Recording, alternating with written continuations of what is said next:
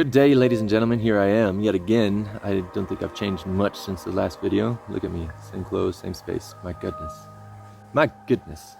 But that last video got me thinking about another one, of which I would like to share. I did one before, but hopefully this time I can be more clear with it. So the idea of what the self is, and a point of perspective I've gathered from my experience, right, and a theory I've come up with. So last video on time and it as a tool or unit of measurement to help discover the self based off of past experiences, to change who you are in the present, to make a better path for yourself into the future. What is the self?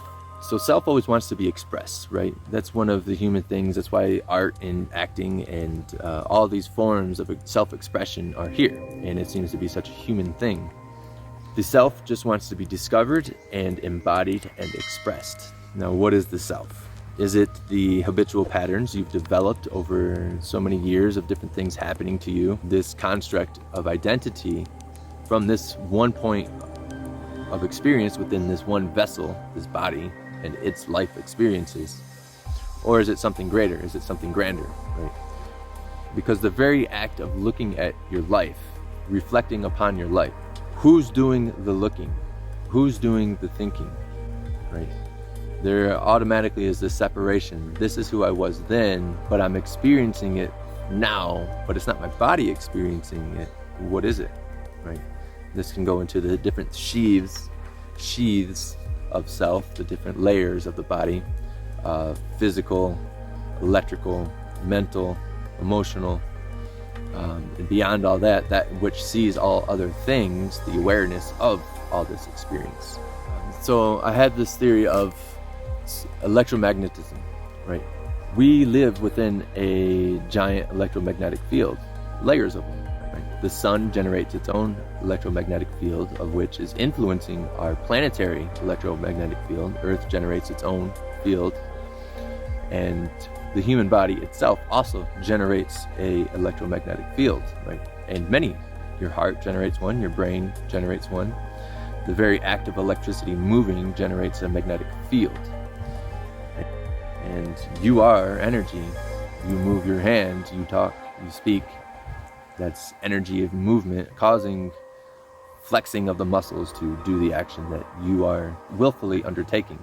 Right? It's an electrical impulse that makes the muscles do the things to create that action. That electricity in motion creates a magnetic field. So now going back to the planetary magnetic field. It itself is not only influenced by the sun, it is also influenced by other giant bodies within space, other planets, the moon. Right? This is the idea of astrology actually as well. The different influences depending on their position in space, those magnetic fields have less or more influence on Earth's magnetic field. And you being born into Earth, in that moment in time, basically becoming a solidified planetary intention wishes to be expressed, right? Because you're born within this planetary field of Earth. Magnetism and electricity, both of those carry information. And so in your moment of birth, you are a specific frequency or specific radio signal born into this vessel of your body.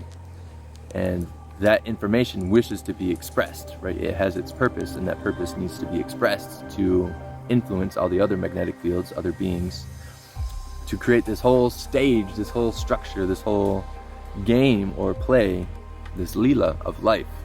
And in our early years, we develop a certain way of being that doesn't feel authentic sometimes, right? You know, we put on a mask. Persona itself means, right, mask. We wear, our personality is a mask we wear that we've accumulated through our experiences.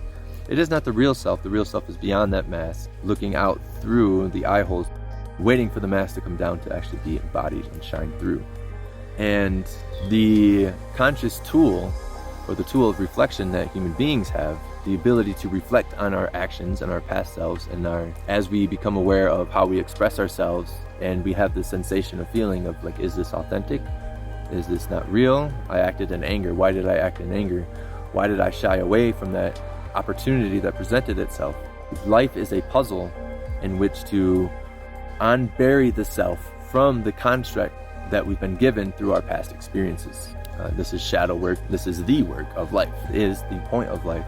It is about learning. It is about growing. It is about evolving, trial and error as you try different modes of expression. Some work, some don't.